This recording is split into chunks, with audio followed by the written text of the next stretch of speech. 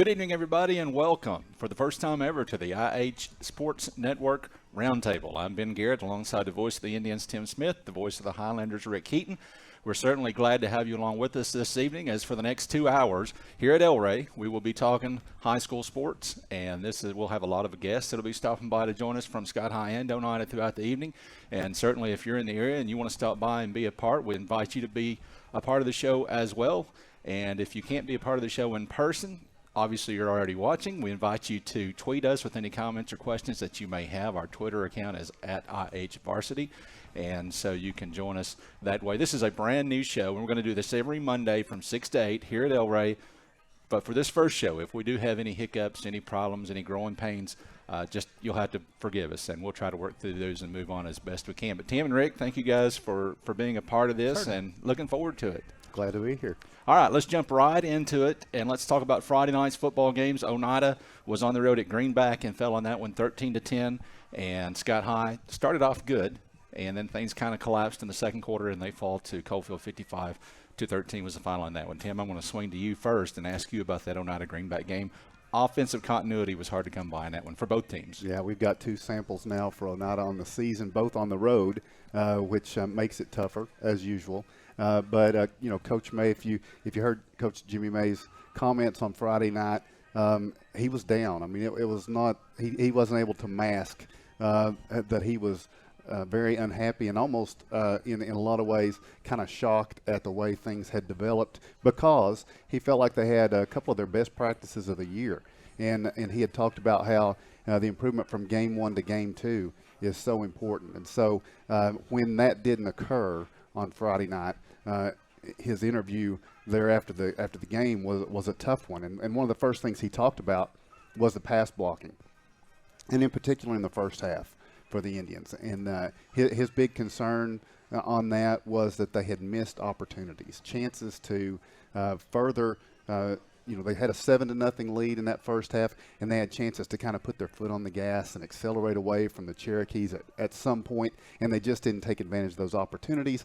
And he felt like a lot of it in the first half was pass blocking, and then as they got into the second half and things tighten up and you're on the road, a year ago this was a very close game at home, and this was a game that Oneida was down a touchdown with about 3 minutes to go in the third quarter on their field, and Greenback was inside the 20. So, I mean, a lot of people can forget what happened in the space of a year there. And so this team is still very good. They had lost to Boyd Buchanan, coached by Gary Rankin. A lot of people are going to do that this year. Yeah. So Greenback is an improving team under a second-year head coach, and they were at home looking to make a statement. And in that second half, things just kept getting tougher. And I think when the Indians, both coaching staff and players, expected to just turn it on and make it happen, and it didn't go. And there was, I don't think they're shocked that they lost, because they know where they made errors. But it is 0-2 to begin this season, and that's a tough spot to be in. You got 10 games. This season goes fast. So I think that's kind of initially what I would say about it. And you talked about the shock from the player's standpoint and the coach's standpoint. I know as a fan, I was shocked. If you had asked me before the game, I would have said Oneida probably wins by 2 or 3 touchdowns. But I think a lot of us were guilty of looking at that Boyd Buchanan score. And like you said, that's a Gary Rankin coach team. They're going to do that to a lot of people this year. Greenback is still Greenback. And even though they've been down for the last couple of years, it's still a team with a lot of pride and a lot of tradition.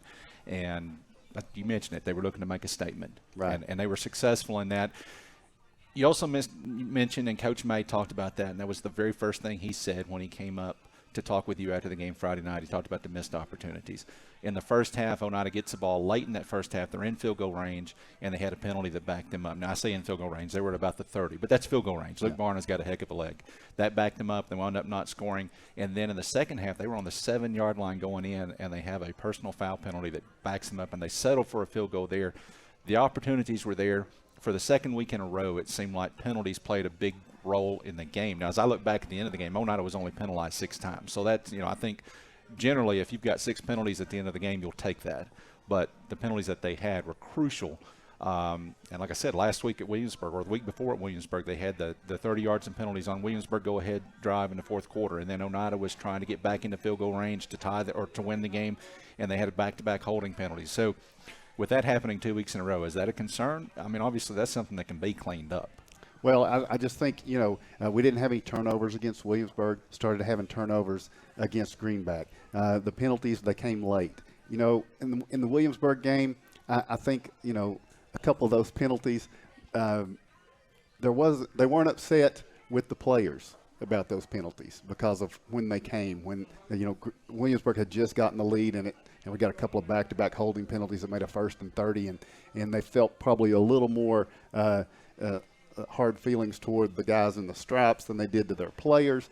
But those are all, their concerns and their things. But now, and I know we're going to move back and forth, I will say this.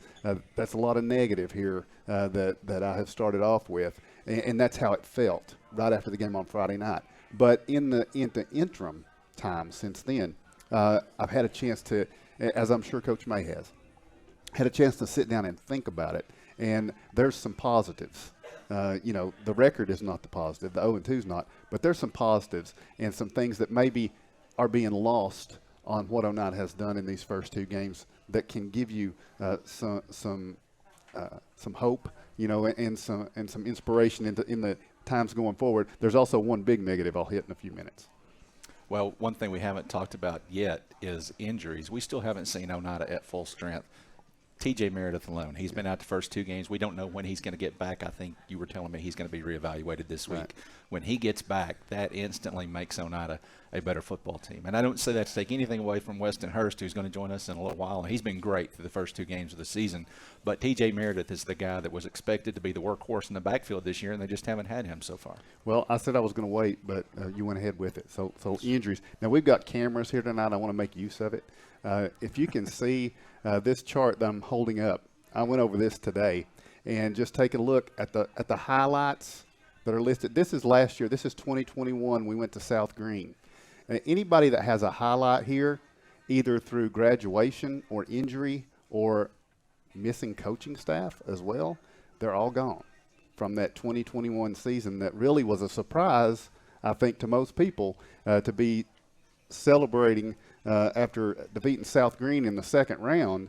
That team was a surprise team. And so it created a lot of expectations going into this season that haven't developed in the first 2 games. But this is a lot of what it has to do with. And so, and the line that Coach May talks about, Sam Montgomery handled the line last year. Sam has left to take another job to be close to family at this time. So they kind of scrambled to get together on those things. So I point that out not to say this is why, but to say this is why you can understand what's happened so far. And there's some hope going forward, even though, we're down TJ this coming week, which we haven't had him back yet, and we're going to be down Weston Hurst. So, Coach May, he's going to be struggling. He'll find a way. They got to get this home. This is a huge home game Friday night. Playoff implications all over this one. No doubt. All right, I'm going to swing over here to Rick because he's getting lonely, and we're going to talk about the Scott High's game against Coalfield. Huge crowd at Highlander Stadium Friday night. Early on, I looked out and I thought, okay, maybe there's not going to be that many people here. And then I looked down again a few minutes after the game had started, and that place was absolutely packed. They were loud. There was a lot of excitement for the start of the Chris Harris era. And you go to, I don't know, late in the first quarter, maybe a couple of minutes left. Scott High was doing very well. It started off a little shaky on defense, scored a touchdown, recovered an onside kick, which I think had been planned and listening to you and Harris. You guys knew what was coming. There was no surprise there. They got the onside kick. Copeland didn't know what was coming. And they go down and they score again. And then the interception. Landon Griffith returns at 65 yards for an apparent touchdown. And at that point, you're starting to think, my goodness, is Scott High just going to run away with this thing? That touchdown got taken off the board by a flag that nobody saw. It was kind of hidden on the field. And I got to be honest, I've watched the tape on that. I didn't see a block in the back. But those things happen. But I just watched our camera, and it doesn't see where the flag was thrown way over at the far hash mark. It was way behind the play. But from that point on, it was a different ball game, and Scott High was never able to recapture the momentum, and Coalfield just started hitting big play after big play, and it kind of went off the rails. So talk about what you saw in that game. Probably I can highlight a bunch of things that were big plays. The first big play, obviously, was what you talked about. The interception, return for the pick six, that would have given the Highlanders basically a 20 or 21-7 lead at that time over Coalfield. Huge. huge turn of events on that, because we did retain possession of the ball, but couldn't move it. Eventually had to get possession back. Copeland came out after they maybe scored their second or third touchdown, started squibbing the ball down the middle of the field. During the game, I may have said onside kicks. They really weren't. I went back and watched. They were squibs because the Highlanders had a couple of very good returns on the kicks. The first one, that Rylan Griffin, he returned it about 40 yards on the very first possession that the Highlanders had. And then we had another one to Michael Bond, young freshman, as an up back. He had another pretty good return. So we were starting at the 35 and 40-yard lines on the returns off the Copeland kickoffs. So they started squibbing. Well, the first one we bobbled, muffed, fumbled, whatever you want to call it. We did not handle it well. I actually think one Highlander player was there and another Highlander player ran into it. Ball went on the ground, recovered by Copeland. Possession on the positive side of the field. It wasn't the next kickoff, but the second time after that, Copeland squibbed another one up there like that, hit our player in the chest, rolled 5 yards closer back to Copeland. They recover. They had the ball again on the positive side. And then for some strange, odd reason, those are the three plays that I think made a huge difference and changed any momentum that we had and maybe caused us to start hanging our heads. Especially, it wasn't really that bad until you got down about 4 minutes remaining to the first half. Boom, pass in the middle. They get another squib kick, boom, another pass right in the middle. Oh, wait just a minute. There's another pass in the middle. These are touchdown passes, by the way. Oh, wait just a minute. Another touchdown pass in sort of a post pattern there. This one maybe to the wide receiver on the left. Oh, wait just a minute. There's another middle post pass. 5 touchdowns in the second quarter for Copeland, all on passes. And I would have said if we were strong, as I thought we were going into that game, from the corners and the safeties, I would have said that doesn't happen. We won't allow that because in practice, we've got pretty athletic guys. The 2 cornerbacks, the 2 safeties, pretty athletic. They cover ground. The ball hawks, they like to go get the football, and for some reason, either something Copeland was doing or something we weren't doing gave Copeland that 5 touchdowns in the second quarter. And from there, you can just imagine we're starting to get bangs and bruises, and not sure if a couple players would come back and be available in the third. So that sort of sealed the deal for the Highlanders right there. And our expectations were, I think, very high.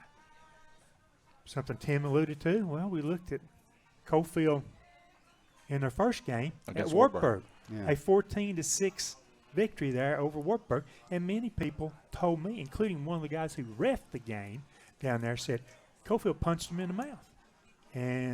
Wartburg punched him in the mouth, and Copeland didn't really look like they wanted to respond. And by all rights, they felt Wartburg should have won the game. Again, that's a referee telling me that. So maybe we watched that score, and maybe we thought, great, and greater still. We didn't come out maybe prepared to do that, and maybe our fan base thought it'd be a much closer game than the 35 points that Copeland put up last season. And we failed to accomplish those things. We had the new coach expecting good things from his offense. Therefore, we're going to see how much we can improve from week 1 to week 2. Mm-hmm. You mentioned that it was not until the end of the first half that it got bad. As bad as things had gone in the second quarter with 5 minutes to go. We were just behind 2 touchdowns with 4 minutes to go, yes. I think, in the first half. And then the wheels came off. Copeland scores 3 times in the final 4 minutes of the first half. It was incredible. All right, we're going to take a break, and when we come back, we'll continue to recap from last week, and then we're going to switch gears and go to soccer here in just a moment as well. Stay with us. Much more to come. Welcome back to the IHSN Roundtable. We are live at El Rey, and looking around here, I see Coach Phil Newport of the Oneida Lady Indians. He's going to join us here here in just a few minutes. He's got some of his players here with him. I see Alexia Jones and Cameron Kennedy and Emma Claire White. They're going to be on here in just a little while. At least some of them are. I see Kevin Akers from Tim Smith's broadcast crew. He's here as well. So if you want to come out and join us, come out and join us. And if you can't make it out tonight, by all means, make plans to be here next week. We'll do this every Monday night from 6 o'clock until 8 o'clock. Both of these two guys to my left and my right will be here with us, and I'll be here too. So unfortunately, you're just going to have to deal with that. So we are going to talk about soccer in just a little bit. We're going to have both of our players of the game from Friday night that are going to be joining us as well. And then we've got a legend of the game sponsored by the Black Cat on Main Street, and that's going to be a lot of fun. That's all to come later. Right now, let's talk about some scores from Friday night. And Tim, I'm going to start with you. Well, this is not just for Tim. This is for both of you guys looking at Friday night scores. But we'll start in Class 2A, some of the scores from Oneida's region opponents, because I want to know if there's anything here that surprised you. I think you would say that you were surprised by the Oneida Greenback score. Greenback wins that one 13-10. I was surprised by that. So that puts Oneida behind the 8 ball a little bit. None of these are region games. Region play starts this week. So these, at the end of the season, they don't really mean anything. And you look at the region standings and you see Oneida at 0-2. That's not really a big deal when you get down to the end of the season. But these early games can start to give us a little bit of an indicator of how things are going to go. We were all surprised that Coalfield struggled by as much as they did with Wartburg. You talked about that, Rick. So you think, okay, Wartburg's got a first-year head coach. They must be much improved. And then Harriman smacked them in the mouth. 47-12 was the final in that one. This one really surprised me. Rockwood, they lost to Sweetwater last year, but it was in overtime. This year they get mercy ruled by Sweetwater, 35-0. Sweetwater over Rockwood. Monterey looked impressive. They rolled over Cumberland County, 33-0. And then York Institute, we keep waiting for them to take a step forward, and they were all over Jackson County, 35-2. So within those scores, anything that surprised you Friday night? Either one of you guys.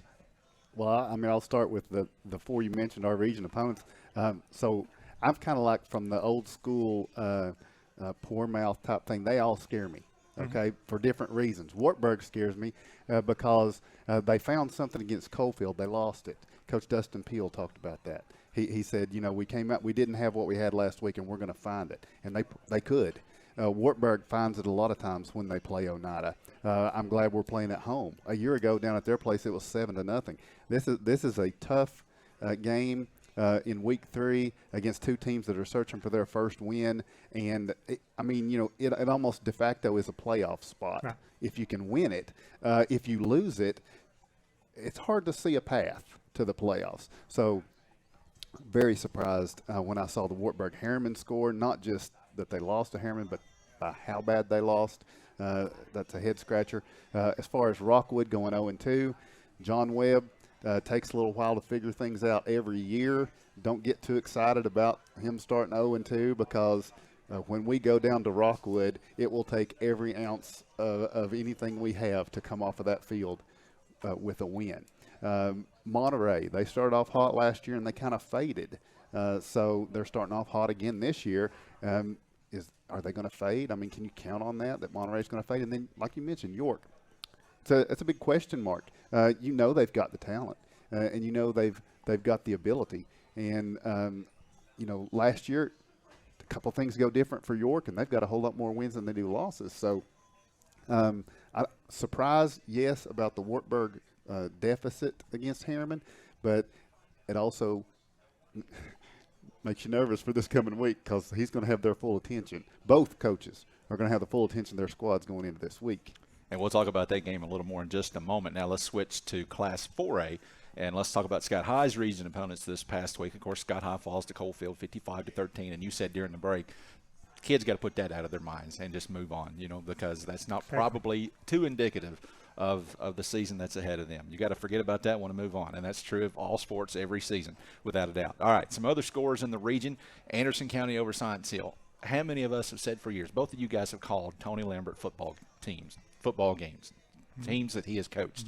We've always said it. I know I have. If you could ever put Davey Gillum, who's also a former Scott High coach, you ever put Davey Gillum's offense and Tony Lambert's defense on the same field, man, you're going to have something. Well, Anderson County has done that now, and they have looked really, really impressive. I didn't think that Science Hill could beat them, but 48-6 was the final there. Anderson County over Science Hill. They just mauled them. And I got to say, I was really surprised by that. Fulton falls to Knox Central. 41-21 was the final. It was South Doyle struggling to put Grace Christian away, but they did, 34-28. Carter falls to Sevier County in overtime, 20-14. And then Webb all over Gibbs, 52-7. That's probably not a surprise, but that game was much closer last year, the Gibbs-Webb game. And then Carter, I think, actually beat Sevier County last year. So whereas we just talked about the teams from Oneida's region, they fared fairly well, with the exception probably of Wartburg and obviously Rockwood. For Scott High's region opponents, it was a tough week too, was it not? It certainly was. You've got to look at most of those opponents. You know, we're traveling to the Knox County area. You know, some of the non-regional stuff, we're going up to Sevier County. You look at the rosters, I've already got the roster for South Doyle, 66 players listed on the roster. Well, hey, that's really nice to have in a 4A class. We've got 45. Guess what? That's 15 to 18 more than we had last year. Yeah. I mean, so we feel like we've taken a jump roster-wise. Others are still going to have big rosters. Playing on turf fields each and every week, seems like, and it's something that we don't have the luxury of being able to do.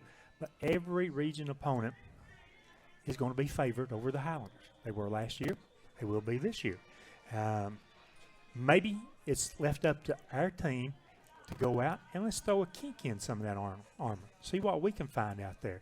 See if we can find ways to win and stay healthy and not get beat up in the non-region things. After all, the second season is all about how well you do against the region opponents and have a chance to just get that opportunity to play a first-round game. And who knows what can happen. And let's talk about that a little more in depth. You've already mentioned South Doyle's got a roster of 65 players, which Scott High's going to face that week in and week out against these 4A opponents. They're going to be facing bigger football teams than they are. Talk about Friday night specifically on the road at South Doyle on that turf field. What does Scott High have to do to find themselves in the game in the fourth quarter? Well, first thing I really want to bring up here, it's not so much football related, but if you're making the trip to South Doyle, leave a little bit early. I mean, I can tell you how to get there. Yes, it's the fact that there's not a whole lot of parking within a mile and a half of the school in a football field. Amen. So you need to prepare about that. This is the first time we've ever played South Doyle in terms of football. We know their history. Their history's been pretty good. Combination of two schools that were consolidated probably 40 years ago in South Knox County. But South Doyle, they've had a presence in football the last few years. They've played 5A. Previously dropped down to 4A with the reclassification last year. Ouch, that hurts. As soon as I saw that last year, I thought we have no business playing against that type of team. South Doyle will want to run the ball first. They lost a great running back in Sean Gary, who graduated. However, his younger brother is listed as like the number 2 running back, the number 2 this, the number 2 that. So obviously he's got talent, and so they'll put a lot of talent on the field. And I cannot begin to even tell you how big the offensive and defensive lines are for a team like South Doyle. They are huge, and we think that we can put 5 pretty good-sized players on the field. Oneida can put 5 pretty good-sized players on the field. But the skill level begins to separate itself a little bit from the rural schools to the more urban schools. All right, Tim, before we take a break, swing it back over to you. You've already talked about this, and it seems weird to say it. Week 3, do or die. But it really is when it comes with these small regions that you're in now. If you lose this week, you're not out of the playoff race, obviously, right, but it makes it really difficult. You talked about last year, Oneida Wartburg went to the wire, as it always seems to do at their place. Fortunately, Oneida's been able to put those games away a little more quickly when they've been at home. Friday night, Oneida Wartburg, what does Oneida have to do? Well, they'd have to win, and they're going to have to do it without a couple of their guys, and hopefully nobody else drops off the map this week. I know there's a junior varsity game up at Pickett County tonight, so I know they're going to be cautious. But I think Oneida's searching for a heartbeat from within their team in some ways, and I say that because of this. T.J. Meredith, outstanding athlete on both sides of the football. You're missing your top running back, and you're missing a safety that really set the tone in that playoff game against South Green. Off the bat, he set a tone with a hit that kind of woke up the Oneida defense. He's kind of an emotional leader, and I think we don't know who that's going to be right now. We're going to be without Weston Hurst likely, who is now your starting running back. So we're moving on down the line. So they're going to have to find a way. But Oneida, even last year, Oneida's not been a team that's had a superstar that carries them. Last year's team's success was about everybody doing their part. And so if they can just get back to that this week against the Wartburg Bulldogs, that's going to go a long way. I think they're hungry to be back home. We need as many people as can get out there and support this team. And it's not as I don't think here's a controversial statement. I don't think we're in as bad a spot as we were last year. We were 1-1 last year, but we got totally spanked and dominated by Williamsburg in the first game last year. And we were at home against Greenback, and we pulled out a late win, yes. However, this year, sometimes the progress we made in closing the gap with Williamsburg has been lost because of this most recent game. And so in this game Friday night, Oneida led 4 minutes to go in the game. They've been in that spot twice. They just got to finish, and they got to rely on each other, and they got to find a way this week because it's the most important game because it's the next one. All right, we'll take a break. When we come back, we are not done with football by any means. We're going to have West Hurst from Oneida, who's going to join us in a little while. We're going to have Brady Strump from Scott High, who's going to join us, and these two guys are going to talk to them. We're looking forward to that. But first, we're going to switch gears a little bit and talk a little soccer when we come back, and we'll start with the Oneida Lady Indians right after this. Somewhere. Yeah. All right, welcome back to the IHSN Roundtable. We are live at El Rey, our first ever edition of the Roundtable, and we've been talking about football. We're going to switch gears and talk about soccer a little bit. We're joined by Coach Phil Newport of the Oneida Lady Indians, and also by Alexia Jones, who was coincidentally our first National Bank Player of the Week this week. Did you plan that on purpose? Was it? Or Yeah, I kind of wanted to go that route. I figured since that was you all had the most interest in selecting her and everything, she would be a good representative for our team. She scored 3 goals. You scored 9 goals as a team on Saturday. She scored 3 of those. Was an offensive spark that you needed, and it was a big day offensively for your team, offensively and defensively. You only gave up 1 goal, but talk about Saturday and the day that you had at Gatlinburg. Saturday really well for us, and we weren't really going to Gatlinburg for wins and losses. We were pretty much trying to grow as a team. That's been a big commitment for us. We wanted to make sure that, when we hit the postseason, we're all in this together. And that's kind of what we're trying to do, building up when we were playing in Gatlinburg, was playing really, really good competition and improve as we go. So, we started off with getting beat by Dixon County 3-0, and then on Saturday we kind of flipped the script a little bit, and we were able to generate some offense after. I think the goal that DeKalb County was the first goal scored in that game, and from that moment on we went 9-0 the rest of the way, like you said, about as far as scoring and everything. So we turned our offense loose a little bit, and our defense tightened up. So those are the kinds of things that you want to see as a coach. Going into that game against DeKalb County on Saturday morning, you were 0-2-1 on the season, which is an unfamiliar place for your program to be, especially over the last 4 or 5 years. But with that said, you've had a really tough schedule early on, too. You played Kingston. That's a team that thinks they'll be in the state tournament at the end of the year. You played Anderson County, which is a traditionally tough team. And then you played Dixon County on Friday afternoon at Gatlinburg. I don't know much about Dixon County, but I know they're a big school. Obviously, that's a good soccer program as well. So you have – and I know you scheduled this tough schedule on purpose to get you ready for what's coming up further down the road in October. It is tough. I mean, it's, I'm not going to apologize for the opponents we put on the other side of the field against us, because I think, I've always heard the term iron sharpens iron. I kind of feel that way too. I feel like our kids might retract some from playing such tough competition, but for me, I think that inevitably over the long run, they're going to benefit from that. If they close their eyes and not pay so much attention to the win-loss, and more attention on how we are getting better, I think some of the losses that we might incur this year are actually going to make us a better team in the long run. And as I look down the schedule, you've got Campbell County coming up this week. That's your only game this week. That'll be Thursday at home. Next week you're going to play Harriman at home, and you go to Oliver Springs. And then after that, the following week on September the 12th, you're at home against Corbin. I don't know much about Corbin. I think you played them a couple of years ago. Oliver Springs, that's not always a guaranteed win. Oliver Springs can certainly field a team that's capable of picking up a win. But as I look at your schedule, it gets much easier until September the 15th against Cumberland Gap, which is probably going to be for a district championship. So do you feel like the stretch that you've gone through has got you prepared now as you get into, and it's hard to believe, but really we're getting into the mid part of the season already? It will prepare us. And where the schedule's at now, I feel like it's probably going to give us a little bit of confidence going into Cumberland Gap. I feel like Cumberland Gap really is – it's not going to play as deep of a schedule as we are. Meaning a lot of the teams that they're going to play are not going to challenge them. You can see that early on.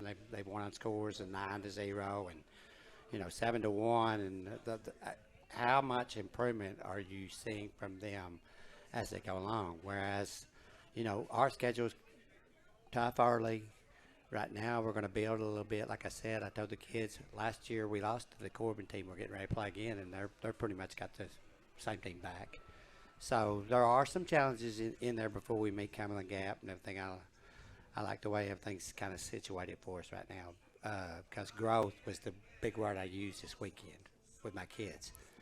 I said, that's the one thing I want you to keep doing is start off where we're at, kind of take our lumps a little bit, and grow as a group. And the way we played this weekend and what we've got coming up, I think we can do that. All right, Alexia, I'm going to bring you in here now. And you guys, I talked about the 0-2-1 start, but I mean, Kingston was a tie, and that's one that kind of got – you guys led most of the way. It kind of got away from you a little bit, and then you pulled it out at the end or forced a tie at the end. Anderson County was a 3-2 game that went down to the wire. Anderson County scored, I think, with 12 minutes to go in that one. You get – even without winning those games, you were very competitive. The only game that really wasn't as competitive was Dixon County. Coach Newport, you actually said you felt like you could have that game back. Some things go differently, and you had a couple of shots that were really close in that game. With that said, you're an offensive player. Saturday, the offense breaks loose for you guys. How big was that Saturday, and what did you do to create the offense? Did you guys do anything different, or is it just what you've been doing started to fall into place on Saturday? Well, we've been trying to connect with more people that we wouldn't usually connect with. Like me, Claire, and Aaliyah kind of have a dynamic that's going on, and we need to incorporate other people that we're trying to do that, and just teaching other people how to also do that, connect with different people on the team that you wouldn't usually do with. You guys have got a lot of talent on that soccer field. You got a lot of different players that can play roles, and you mentioned yourself and Aaliyah Douglas and Claire Burris, and obviously those are the key players up front for you guys. Then you got players like Cam Kennedy sitting right back here in the middle of the field, and others as well. And then, of course, your defensive players in the back, and that's where it all starts at. If you get those balls out of the back quickly and get it up the field and break opponents down that way. Now, how do you pull it all together? You mentioned that. You want to get more players involved. So as you get into this stretch run against some teams that aren't as tough as the teams that you've already played, like Campbell County and Harriman and some of those teams, now's where you get it. You can really start to sharpen yourself and get into the position for that late season run at Cumberland Gap. How do you do that?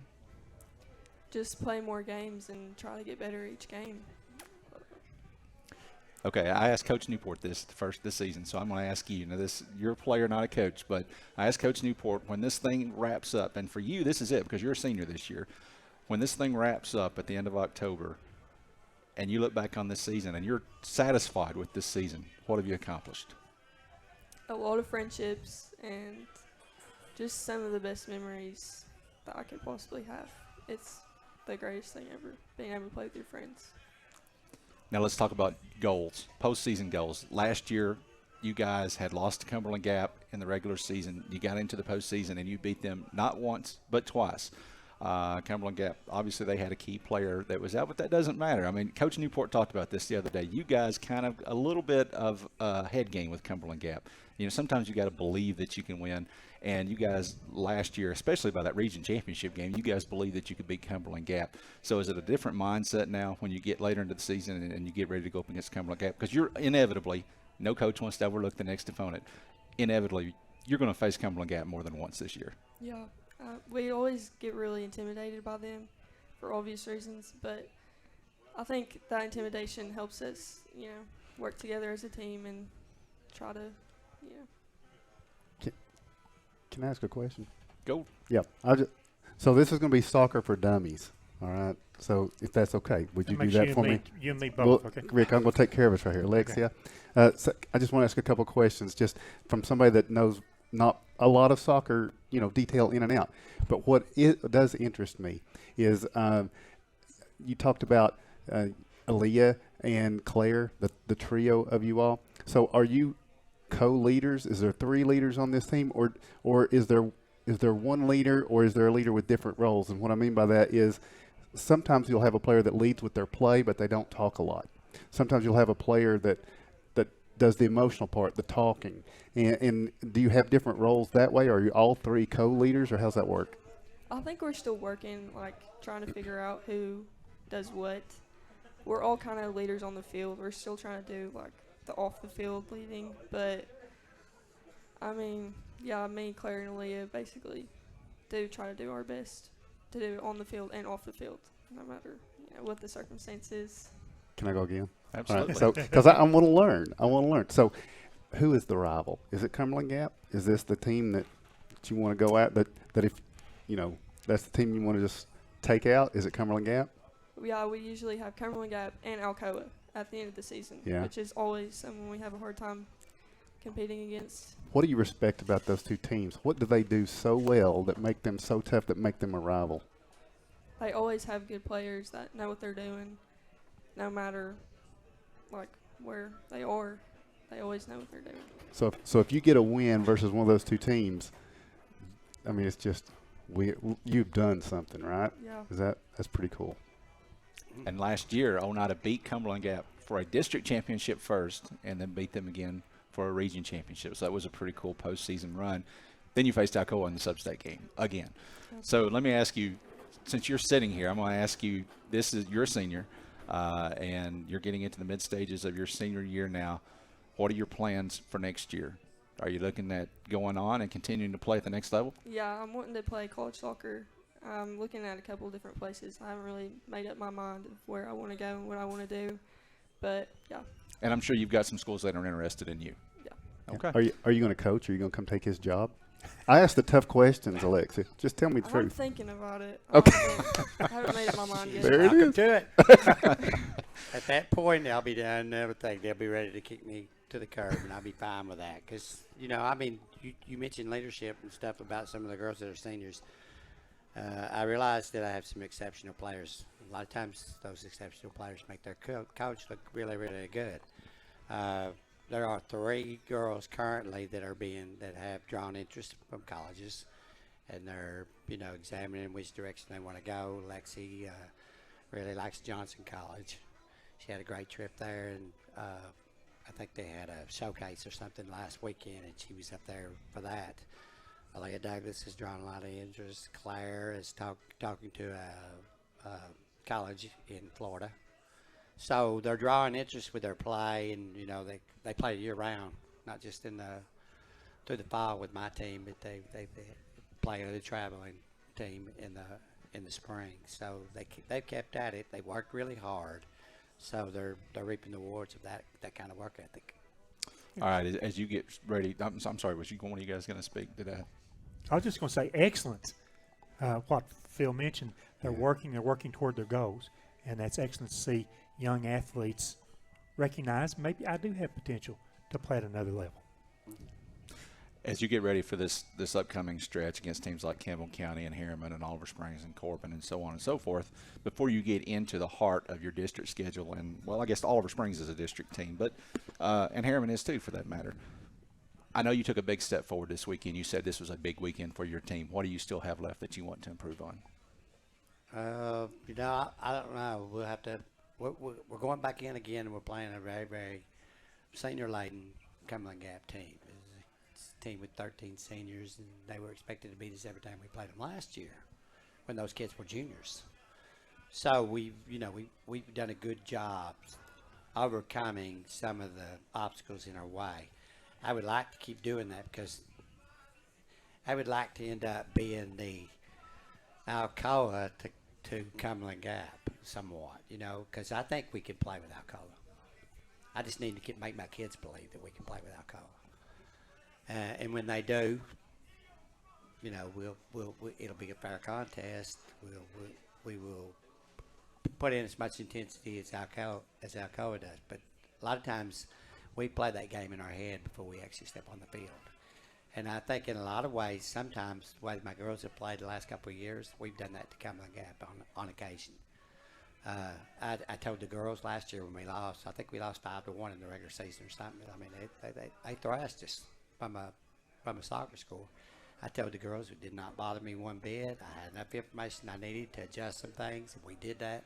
We came back and beat them in the district championship and the region championship. So I've got a lot of faith in my kids. They're good kids and they work hard. So, we are where we are in the schedule right now. We're going to try to build some wins and everything, get a little bit of confidence going into that game. So Alcoa, and we don't know that you're going to face Alcoa at the end of the season, but it seems like you always do. And you mentioned it being a head game. How do you get past that? You did it with Cumberland Gap last year. You got that out of your head, and your kids convinced themselves that they could win that game and prove they could do it in the district championship, and then they took it to them in the region championship. How do you get past that with Alcoa and get your kids to realize that they lace up their cleats the same way that you guys do? It doesn't. I'll play Alcoa again. It doesn't make any difference who the opponent is to me. It really doesn't. Last year we won the championship and got Alcoa. A couple years ago we lost the championship and got Alcoa. So, I can't control that aspect of it. I think we're going to put the best product we can on the field, do the best we can, and whoever's the next game is, we'll face that opponent when we see them. I think it's 3 or 4 years ago we played Chucky Doak and 3-2 up here, and they beat us. So, it's just you got to get, in order to get to the state tournament, you got to get the obstacle that's in front of you. I can't say that's going to be Alcoa this year or somebody else, but whoever it is, we know what kind of step we have to take. And if we can get there, I would love to see what kind of impact these girls could have when they get there. Alcoa last year, after beating us, they mercy ruled their first game. They won the mercy rule, and then they lost in the semifinals. So if Alcoa can do that, we can too. I really believe that. All right, Coach Phil Newport, Alexia Jones, and folks, if you don't watch soccer, because I know a lot of people don't watch soccer like they do football, this is an extremely talented Oneida soccer team. Next game is Thursday, Campbell County at home. Kickoff is at 6:30, and so 3 out of the next 4 at home. So plenty of opportunity for folks to get out and watch you guys over the next couple of weeks. Be sure to take advantage of that. Thank you guys for joining us, and we'll step aside for another break. When we come back, we'll switch gears a little bit and talk about Scott High soccer as Coach Eric Henry slides in.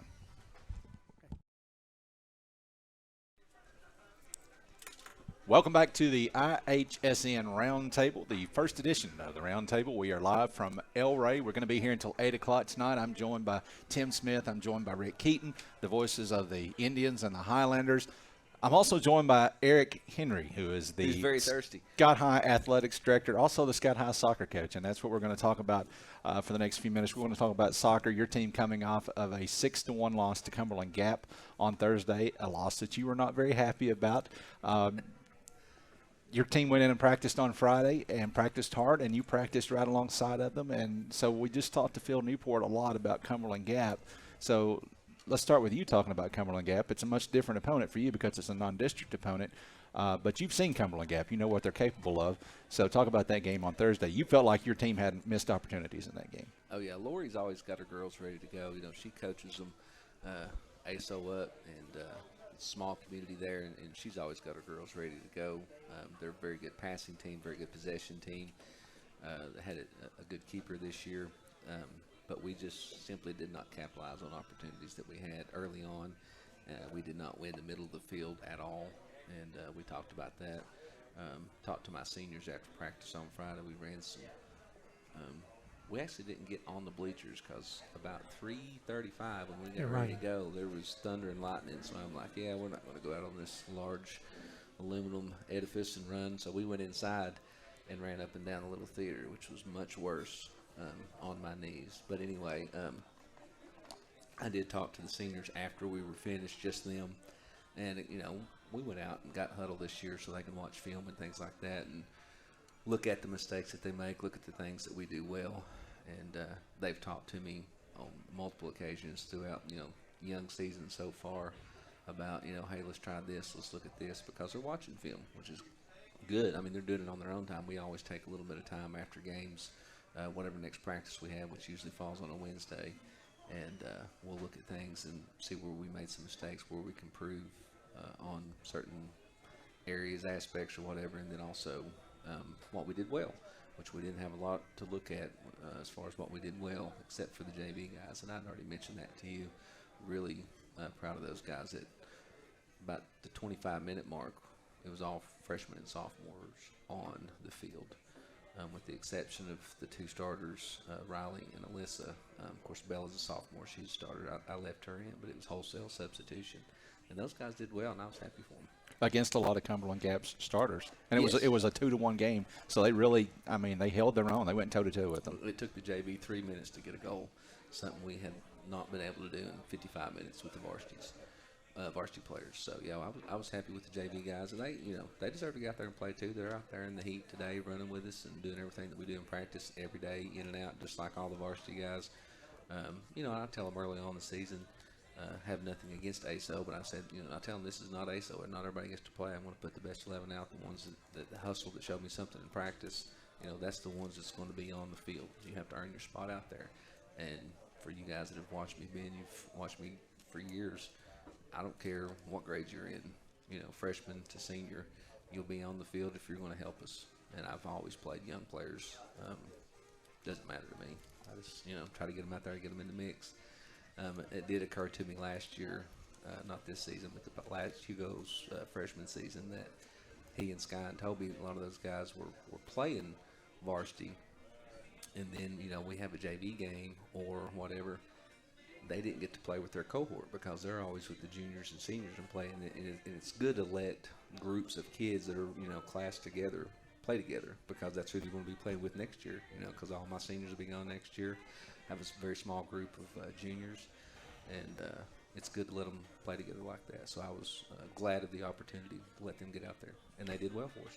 It has been a really weird season, the way it all sets up. You had trouble finding teams to play you, so it's a little bit of a light schedule. You've got 12 games, but you've already played 5 of those. So when you hit the field on Tuesday night at Grace Christian, at CAK, that's going to be the midpoint of your season as far as the number of games that you play, and then you're going to have 2 weeks where you don't play at all. So here you are, midpoint of the season. I'm going to correct you right there. There's actually, you've not seen the schedule.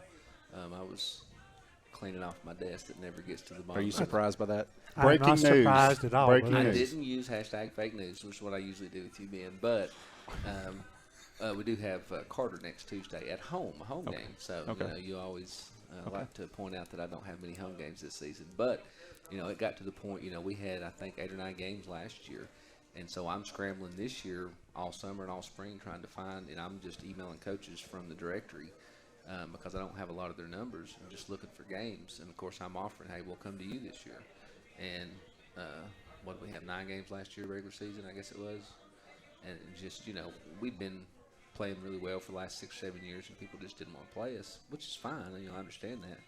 But, so this year reached out, and I got Carter, Alcoa, and CAK.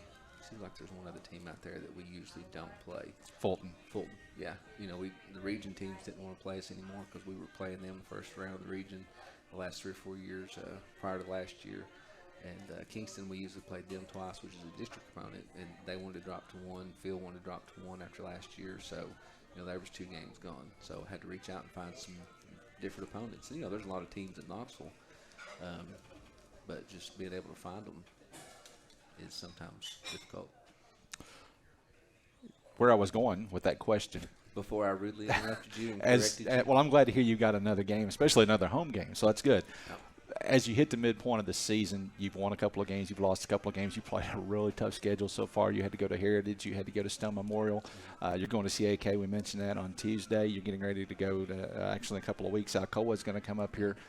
It's a loaded schedule. What have you learned about your team so far, and what do you still have to improve upon? Well, and the girls realize this. I guess that's the good thing about this, is they realize that they can do better, and that's what I told them as a group after practice on Friday. I said, guys, if you weren't better than this, then it wouldn't matter. But I know that you are. I know that you can play better. So that's why I'm on you so hard. Because, if the coach ever gives up on you, doesn't want to coach you up or anything like that, it may be because he don't have any faith in you or she or whoever it is. But our girls can play. I've got a good bunch of seniors. that have had a lot of minutes on the field. I've got a good bunch of juniors that have got a lot of minutes on the field, and they're all really good athletes. And I got some sophomores that help. I got Bella, Riley, and Alyssa. All those are starters as sophomores. 2 defenders, which Alyssa could go up front, which she did last week, and then Bella's in the goal.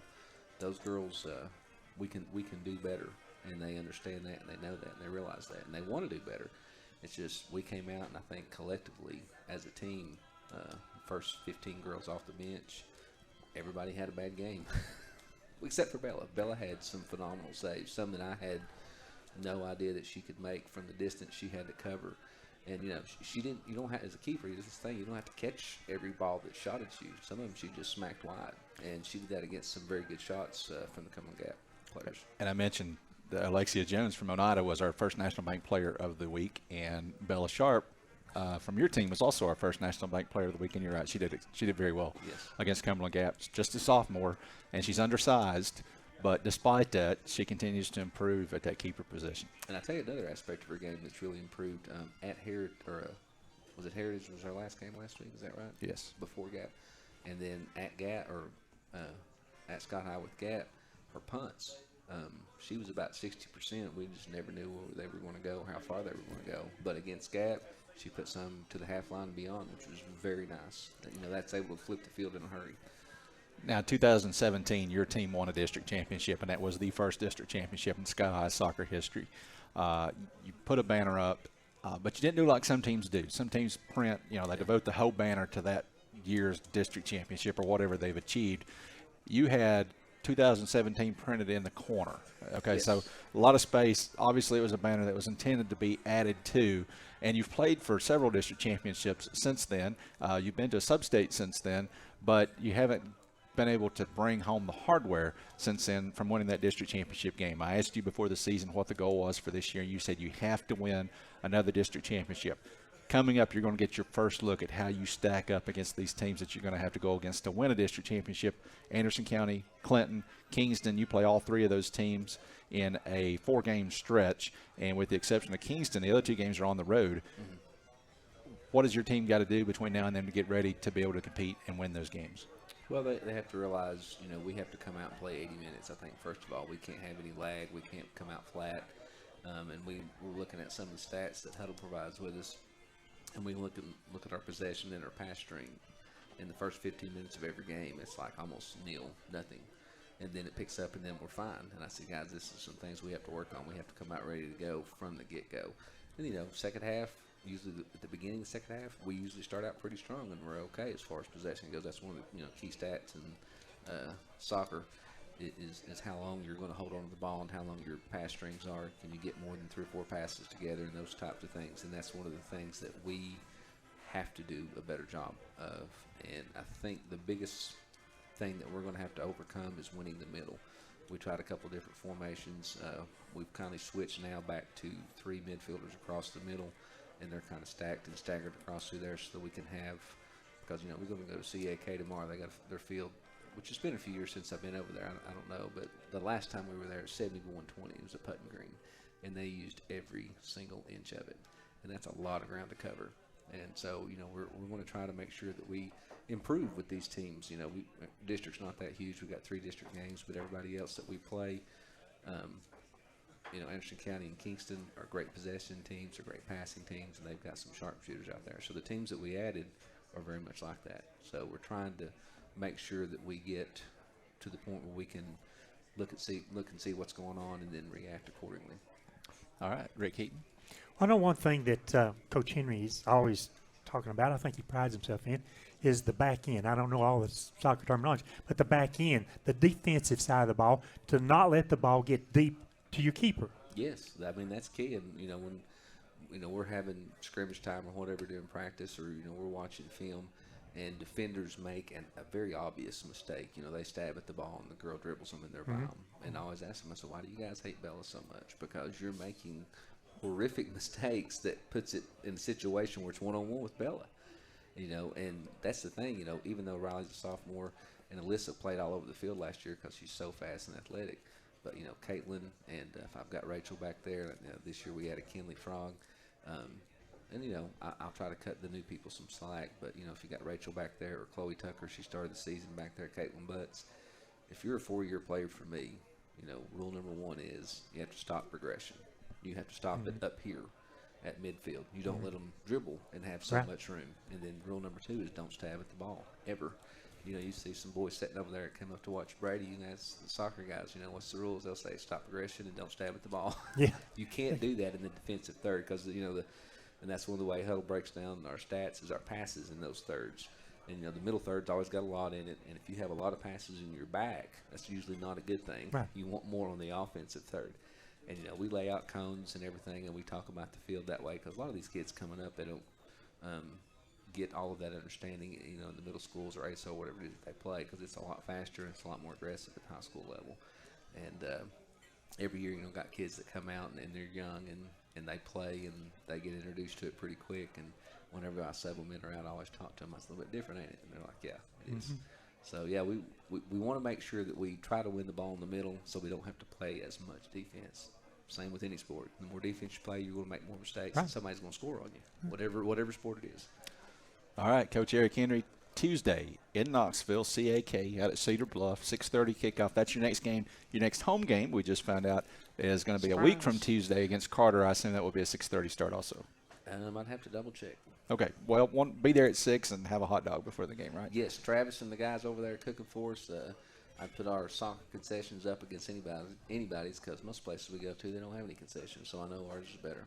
All right, Coach Eric Henry, Scott High Lady Highlanders. We're going to take another break. When we come back, we'll switch gears back to football and bring in a couple of players as we talk to last week's First National Bank players of the game.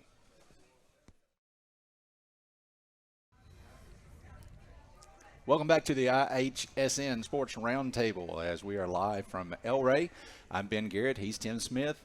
He is Rick Keaton. They are the voices of the Indians and the Highlanders, and we're joined now by last Friday night's First National Bank players of the game from Oneida, running back Weston Hurst, and from Scott High, quarterback Brady Strunk. Brady, you're going to have to wait your turn because we're going to start with Weston Hurst. And Wes, I know that folks that don't watch soccer, when this football season began, they probably didn't have a clue who you were. But you're not new to football. You played at Sevier County, but you have shown in 2 games you kind of know what you're doing at this running back position. So you've had a good 2 games. We're going to talk about that. I'm going to throw it to Tim Smith, though. But first, congratulations on another successful game Friday night. Thanks, sir. All right, Wes, let me get you up here where we can hear you good. Now, you played at Sevier County? Yes, sir. All right. Tell me, is there any similarities, differences between the scheme there and what you're doing here? I know you didn't play running back there, right? No, sir, I didn't. Tell me about what you did there. I was more of a receiver, and then came here and had to help out running back, so it was kind of had to get used to it. Yeah. So. What's the biggest difference? Nothing really. It's just I ain't got to catch the ball. Okay. I just get it handed. Well, now I have noticed that that you don't take the first hit and drop. You seem to continue to keep things going. It's kind of a sign. I mean, what I'm saying is, it looks like you've run the football before. You don't look like it's the first time you've done it. Is that something you brought to the receiver position and you're doing now as a running back? Yes, sir. Now, tell me about scheme-wise at Sevier County. Were you in the shotgun 4 wide, same thing? Yes, sir. Yeah. So about the same. So what's the feel? Well, first of all, let me ask you about the injuries. I know you went out Friday. What happened there? I took a couple good shots to the head. Still a little shook from it, but. Yeah. Headaches? Yes, sir. Concussion protocol? Yes, sir. Yeah. So what's that looking like right now? Be back maybe next week, hopefully. Not this week, but the next? Trying this week, but. Yeah. I don't know how it's going to go. A lot of question marks on that. Yes, what sir. about the rest of the team? I know TJ was slated to be the running back. That's why you stepped in. What about TJ? What are we looking at there? I'm not really sure. He should be back pretty soon, hopefully. Yeah. So it'll give us a little bit more depth on the running back situation, but hopefully he comes back pretty soon. Yeah, I mean, it's be nice to get a lot of people back. Talk to me about the 0-2 start. I know that's disappointing for everybody on the team, but you've had time to think about it since Friday. I mean, it's not devastating. Those are 2 pretty good teams. It's kind of similar to the way we played them last year, even though we came out with a win against Greenback. But what do you know? What are the coaches saying about Wartburg and how important this game is Friday? Well, it's a region game, so we really need that win. But the other two, Williamsburg was a lot better this year than it was last year. Absolutely, apparently. 100%. Yeah. It was a big difference. And then last week, we were doing pretty good throughout the first half, and we just couldn't get anything past them after that. So, Yeah.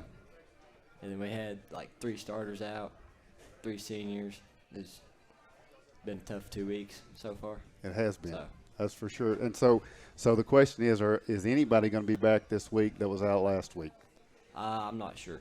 Or we're just going to have to circle the wagons and go with who we got? Yes, sir. All right. Well, and I mean, it's a big, important game, like you mentioned. So now tell me, being new to Oneida, what have you learned from your teammates as far as, like, what's important about Oneida football? Is there a difference in what's going on at Oneida than what you're used to? And No, sir.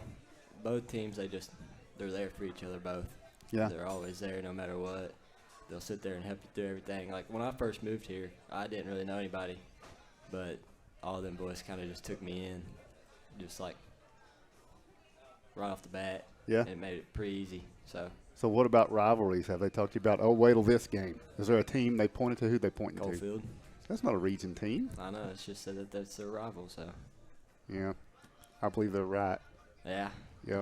What about Coach May's coaching style? Tell us about that. I mean, we all know Coach May seems pretty low key, quiet guy. What about as a coach? He'll get on to you, but I mean, it's only when you need it. Yeah. I think he's a good coach.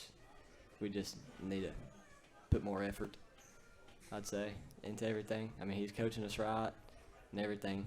I mean, we're getting there. I got you. So. All right. So now you got Player of the Week. And I know football players understand there's 11 on the field. To be Player of the Week, some other things have to go right. Who's helping you get that kind of honor? Everybody. Everybody's just helping, supporting, Doing their job. It's going to have to be that way. With the injuries, Oneida's going to need to solidify that team. Everybody's going to have to step up this Friday, wouldn't you say? All right. We'll get a few questions for Brady. All right, we'll swing it over here. I kind of hate to give Brady Strunk airtime, but I guess we got to be fair. No, Brady. Okay, so Wes has had a couple of games under his belt to start the season. You guys had your open date at the first of the season, so Friday night was your first time to take the field, and you were coming off of an injury, so we weren't quite sure. Sometimes kids come off of a knee injury and they're a little bit hesitant, and they don't go 100%. I think anybody watching that game Friday night, they knew that you were ready to go, and you went 110%, just like you usually do. So I'm gonna let Rick take over, but congratulations on a fine game Friday night, even though it didn't turn out the way you wanted it to. Appreciate it. Well, first of all, H started the nickname last year. He didn't start the nickname. You started your nickname as Boss.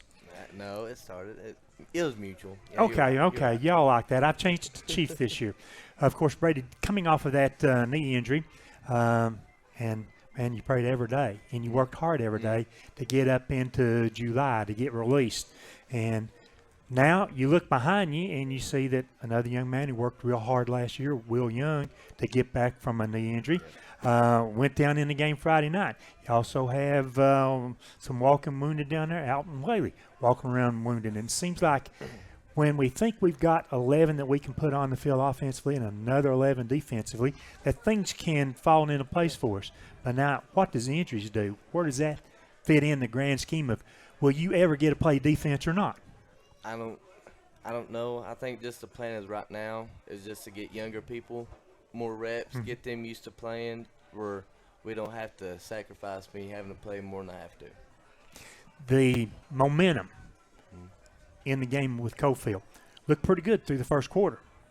Actually, still kept that momentum going a little bit in the second quarter. But that, in my opinion, one of the big plays of the game was the interception we had returned for the touchdown, but then it was called back from a penalty. I just felt like something down on the field changed with the Highlanders, and I don't know if it was confidence or what. What is your feeling about that one play and what it did to our team? I think after that, they just kind of like, oh, dang, let's start working. After that, just come into like a snowball effect. Flags, more flags, that block in the back, which was kind of controversial. I don't think it was blocking the back, but okay. But I just think after that moment, everybody just got puzzled and kind of quit thinking about what was happening and thrown off track. Playing under a new coach this year, Chris Harris, offensive-minded coach, by the way. And he's told me on 3 or 4 occasions, he says, we've got to get the team into the mindset we can win games. And I've got to say that watching the players during practice, you guys are pretty free. You talk a lot. You communicate a lot with each other. What's it like under Coach Harris this year? Coach Harris, he ain't going to harp down your throat, really. He's just going to tell you what to do and expect you to do it. And it's really just him. He's really soft-spoken. And he, as a quarterback, he really trusts you a lot to make a read. Just throw it and forget about it. The system appears to be simplified from what you've played in your first 2.5 years. I mean, talk about the system just a little bit and how that affects the offensive linemen, how that affects the backs and receivers. It's really simple for the O-line. Usually everything just ties together. You got a few seniors on there, keep them straight, and the receivers, it's just to know what you're doing, know what your routes are doing, and everything fall in place. I gather that you like having the receiver Rylan Griffin on the field this year and concentrating. Well, he's playing both ways, but he's really concentrating on that receiver position. Yeah, me and Rylan, we worked a lot throughout the summer, and it's someone you can build trust with. If you know you just got to throw it around him, and he'll get it. And I watch him practice. He does a lot of double and sometimes triple moves to get open. Yeah, he's shifty. Oh, shifty hips, swivel hips. Swivel hips? Yeah. But you managed to find him. I think, memory served me right, from Friday night, all your completions were to Rylan. Yeah, I think he caught 6 of them. So. Well, it's nice to have him around. Plus the big touchdown pass. Yeah. And hence your scoring run, and hence your 64-yard pass catch and run to Rylan is the reason you were the most valuable player that we decided from, or the player of the week last week. And so it's good that you're a leader, you're a senior, and you know, and you've got several other seniors, I think, that play into the leadership role. Let's talk about who you perceive as other senior leaders. Well, at the line we got Gavin Terry at center. So you got your center. It's not the QB, but everything starts there. And if someone messes up, he usually gets after him. Then we got a few veteran receivers, not seniors, receivers, I mean. But we got a few juniors there playing that spot, and they kind of help out the younger kids, younger receivers, and we got a few coming up that could be really good. And basically a senior-dominated offensive line. You didn't mention Adrian Stanley. You didn't mention Clinton Carroll. Let's see. There's one I'm missing here somewhere. Who's the left guard? It's okay. You've been through practice out in the hot sun today. I understand that. Okay, but it really, basically, I think 4 of the 5 are seniors, and so I think they appreciate the typical zone blocking style that Coach Harris wants to use offensively. Yeah. Anything else you want to say? I may be tired of asking questions.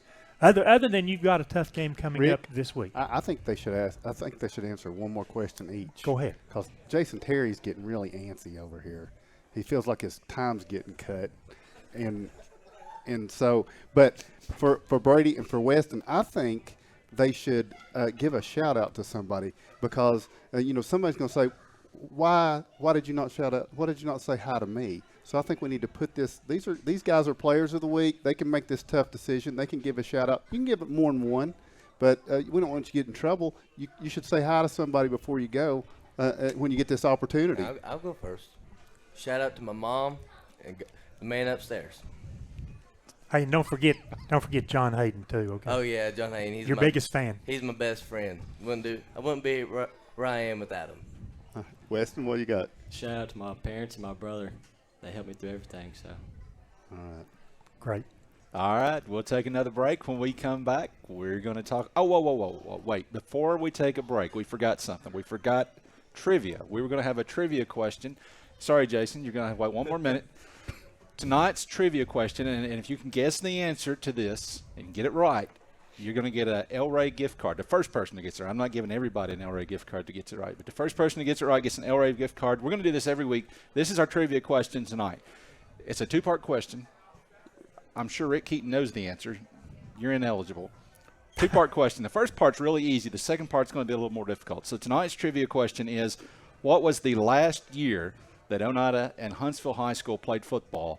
Not Scott High School, Huntsville High School. What was the last year those two teams played, and what was the score? Now, the first part of that, if you know the history of Scott High School and when it opened and Huntsville closed, that's the easy part. The second part might be a little bit more difficult. So if you think you know the answer, hit us on Twitter at IHVarsity, or you can also text your answer to 539-4616. We'll take a break and be back with more on the IHSN Roundtable. Welcome back to the IHSN Roundtable, live from El Rey. I'm Ben Garrett, alongside Tim Smith, Rick Keaton, and now joining us Jason Terry, the head coach of the Oneida Middle School Indians. And before we turn it over to Tim and Jason, I'm going to go over this trivia question one more time. This is the trivia question. What was the last year that Oneida and Huntsville High School played football? The last year Oneida and Huntsville High School played. What was the year? Who won the game and what was the score? So you got a two-part question. You got to get the year right and you got to get the score right in order to successfully answer this question. You can tweet us on Twitter at IHVarsity. You can also text your answer to 423-539-4616.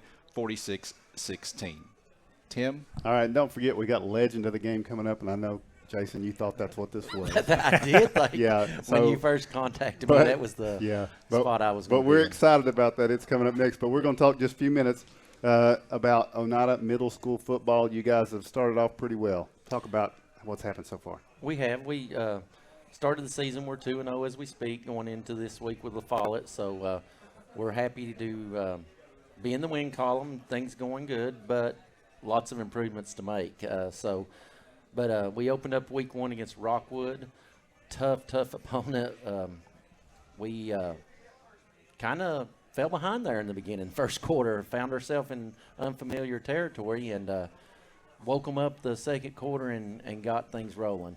Then we went down to Huntsville, another tough opponent, year in and year out, somewhat of a rivalry game if you call it that, and much the same, very tough opponent, and we were lucky to get out with a win. So we're happy where we're at, but we got a ton of work to continue to do.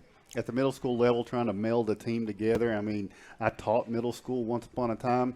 It was tough enough to teach English. I can't imagine the task that you have there. But talk a little bit about who is stepping up, who's becoming a leader for you this year. It's always good for a coach to have a leader out there on the field. Have you got one? Tim, that's a good question. I think I got several. I've got 28th graders this year, and that's almost unheard of at the middle school level. Unfortunately, a lot of schools are looking for 20 players, and I've got 28th graders. So, but they've worked so hard. I'm so proud of this bunch this year. They've took it on themselves to put in the work in the film room, to put in the work extra without the coaches around, running the hills, running routes. So I wouldn't say that I have one. I have a multitude of 8th grade leaders. So pretty tickled in that.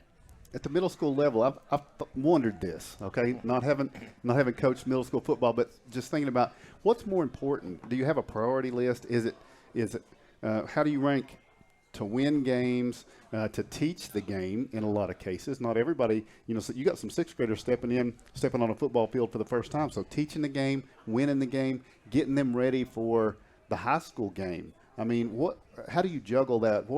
What's that look like for you? I think the philosophy would vary depending on who you talk to, but one of the things that I put high priority in and what I was going to do, we're going to teach these young men, in some cases women, to be productive citizens down the road.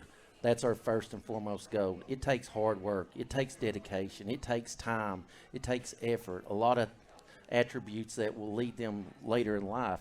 Now, do I want to help Coach May in the high school? Absolutely. We're teaching blocking and tackling and terminology, and we want to do all those things. But we want to teach them to be great citizens, and then the football comes next in my world. Do you talk with him about offense? I mean, do you say, what do you run? That's what I'm going to run, or do you have your own stuff? Or Well, would you have to do that? When I first took over, we kind of had that conversation a little bit, but he said, just get them ready for me.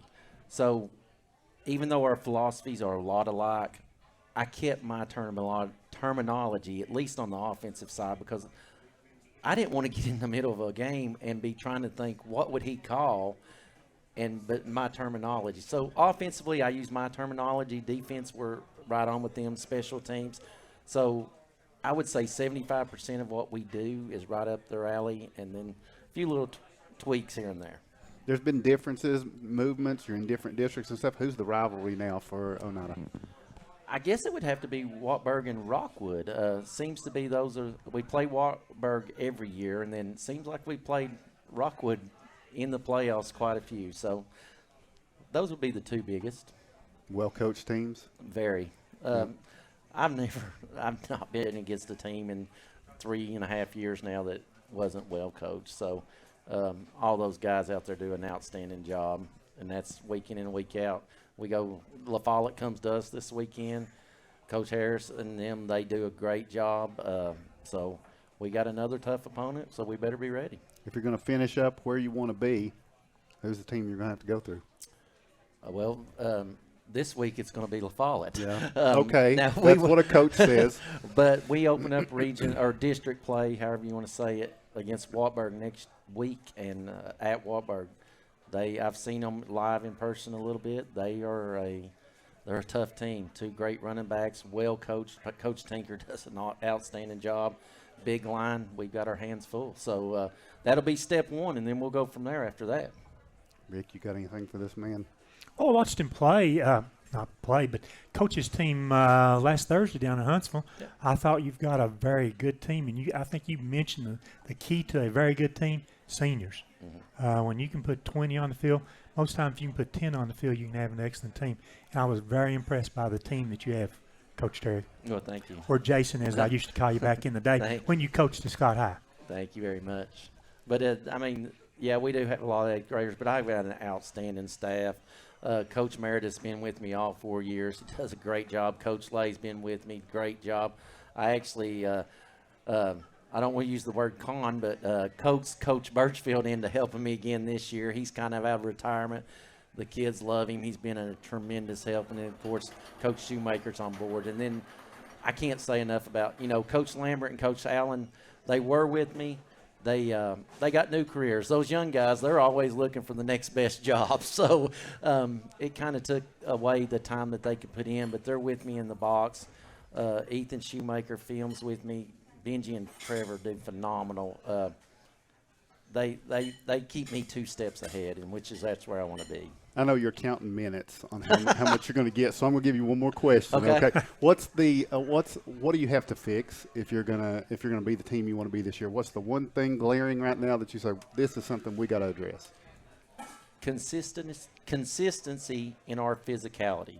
We have the capability to be a very dominant physical team, but sometimes, and that's my fault, I got to get it out of them. We don't always do that. So if we can be physical week in, week out, day in, day out, we're going to be hard to handle. All right. Jason Terry, thanks for joining us. Good luck on down the road this season. And we're going to take another break. When we come back, we're going to introduce the first of a regular segment. Black Cat Antiques and Oddities on Main Street is sponsoring a legend of the game. We've kind of kept it a secret who it is. It's not Jason Terry, but he is in the room. And so when we come back, we're going to meet our very first legend of the game right after this. Welcome back to the IHSN Roundtable. Thank you for joining us. We are live at El Rey. I'm Ben Garrett alongside Tim Smith and Rick Keaton. And this year we're going to wrap up the show each week with legends of the game. One from Oneida, one from Scott High. They're going to be presented by the Black Cat, which is located on Main Street. Let me take just a brief second to tell you, if you've not been in the Black Cat, I was in there for the first time maybe a year ago. you could literally spend hours in that store and not see everything that there is to see. So, some people think of it as being a Halloween type store or something like that. It's not just a Halloween store. They have a little bit of everything, and they're getting ready to debut within a few months. They're going to debut the historic Oneida Museum inside the Black Cat. So be sure you go in and see them. With that said, our very first legend of the game is we're gonna I don't know, kill two birds with one stone does not feel like the right way to put that. But this is a guy who is important to Oneida and Scout High, who's been around for a long time. He's been a quarterback. He's been a head coach. He's been a teacher. He's been a principal. He's now director of schools in Scott County. Done a little bit of everything. I don't know. Maybe next you're going to take Rick Keaton's job. No, we're going to stop there, guys. No, he's actually helped to run the Scout offense for the football team this year. So I found my calling. I'm the Scout offense coach. So. Bill Hall, part of the quarterback for the best, as far as record goes, the best team in Scout High history. Yes, sir. That's been a day or two ago. 1979 to be exact. 1979, 91. That's right. And since that time, you have coached Scout High, and you started your coaching career at Oneida. Tim Smith's going to talk about that. Coached at Scout High. Fathered a quarterback who done pretty well at Scout High just a few years ago, and has since gone off and done some good things, and probably still has some good things ahead. We hope so. That's the plan. But we'll get to all that. I'm going to throw it to Tim and let him get things started. Let me say there's two people that I can never replace. Okay, number one's to my left. Number two's right over here to the voice of the Indians, the voice of the Highlanders. The way they get both teams out to our fans on a Friday night, and then during basketball season on whatever night, Monday, Tuesday, Friday, even Thursdays or sometimes Saturdays, is unbelievable. And we've been very fortunate to have these guys represent our county throughout, guys. And I want to thank you both for what you've done. Thank you, sir. Yes, sir. All right, the Black Cat. Rick, I don't know which one of us is the antique, which one's the oddity, but we'll get this started here. And maybe both. Probably a little bit of both for both of us. So, Coach, I remember being a young guy that Hillard Matty up at WBNT, he said, hey, go do a basketball game for me. It was December of 1989. He said, here's your cards. Here's the lineups. Will you go do it? I had hair down the middle of my back. For those that didn't know me, I walked in and looked like an idiot for, a lot of years. But these guys treated me with great respect and allowed me to do the game. And Coach Hall, you were a part of that first night that I ever broadcasted up at Oakdale. And that was your first year coaching? First year, yes, it was. So we were rookies. Yes, we were. At the same time together. Now, that was an Oneida team that you took over, and it had really kind of classically had a first-round region exit for the most of the time. And for the first couple of years, that's kind of where things ended. It was. 90, 91. But then all of a sudden, 92 and into 93, you were a part of what the reason Oneida fans are spoiled. There was an era there in the early 90s that you had a hand in, and you have this unique experience, and I'm going to shut up and let you talk, but you have this unique experience of having influence of Coach Jack Diggs from the Scott High School. You have the influence of Coach Jim May, and you were a part of both programs, both basketball and football, when you started there. Talk about that. Well, as a player, playing for Coach Jack Diggs, one thing that we learned throughout was to be a football player. He had his philosophy he believed in, and it was old school. It was tough. Every day was a grind, and you come out of every day better prepared for any challenge that was thrown at you.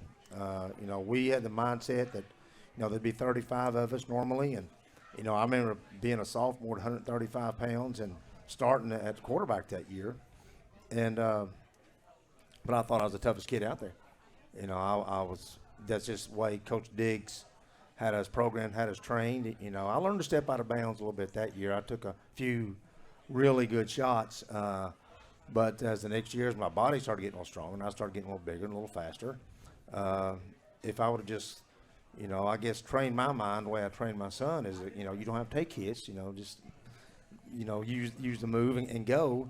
But again, that was programmed into us that the toughness was there, and we had to, run the ball between the tackles and take shot after shot. But it was unique there, learning that aspect from him, the toughness of the game and all that. And when I started my coaching career, I got to learn and work beside one of the best in Coach Jim May. He means the world to me as a as a mentor and as a friend, because he took me under his wing, and myself and Coach Tony Lambert. He taught us how to prepare daily, not just for coaching, but to be a husband, be a father. You know, I can't tell you the conversations. He invited us over to supper. Myself, Jim Birchfield a lot. You know, this is the conversation we had about life, and went above and beyond football. The scouting trips that we took together, and you know, and he talked his philosophy, and he talked about the way he prepared, and we saw the way he prepared. So that kind of trained us as the fact of always expect the unexpected and to give your kids what they deserve each time. So. What about that mix? Because at a single A school, you got to get your athletes, and they come and go at the single A level. You'll have them sometimes, and you don't. And then you just had that flow of athletes, along with the combination of not just the head coaches, but the assistant coaches. You were middle school preparing Absolutely. these high school. I mean, talk about that time was just, like I say, it spoiled a lot of Oneida people thinking we're never going to lose. It did. It's a good thing. And I think that's part of the tradition and success that they have today, because the expectation level was we set the bar high. And I know Coach Terry sets that with his middle school program. The thing we try to set with our middle school programs, and even with our high school now, you know, we're not going to lower expectations. And it became, you know, it was always friendly rivalries because it was always what coach can outwork the other. And, you know, as a middle school, I can remember myself, and I was very fortunate to have Coach Tony Lambert with me. And then I had, Mike Keaton there for a year, and I had Doug Lakin, and then Jared Henry, Marv West. I mean, it was spoiled because these guys, when they were part of that school, and they gave everything they had to it. And so daily, we knew our job. Our job was to prepare every day to get these kids ready, motivated for the next step and the next level. So that was challenging for us because we weren't going to be the one that see that not succeed. And then on Friday nights, sometimes we ran the chains for a couple of years, and then we progressed into the spotting, the press box on Friday nights, and was involved in some game planning, involved in some other things with Coach May. And it was just a pleasure to see that grow and to see that kind of, when you're there sitting in Vanderbilt Stadium, you see, you know, 6 sophomores that you coached just 2 years before are out there not only playing in the state championship game, but making key significant plays throughout the game. And so that was a really, really a great treat and great pleasure for me to run the middle school football program. Shifting to basketball, and I'll get into my last question and get you to Rick here, but shifting to basketball, just a story I like to tell people. We were down at Tennessee Temple. It was a sub-state game, and we were getting ready to go on with the broadcast, and I had to get to a bathroom. I just had to find one, and it was too crowded out front. So Max Huff says, just go down and use the locker room. I go in there, and somebody is getting sick like you wouldn't believe. I mean, it was awful. And I thought, who is this that is in this horrible shape? And this man emerges from the stall, and I said, are you okay? And he said, yeah, every game. Every game. But every game.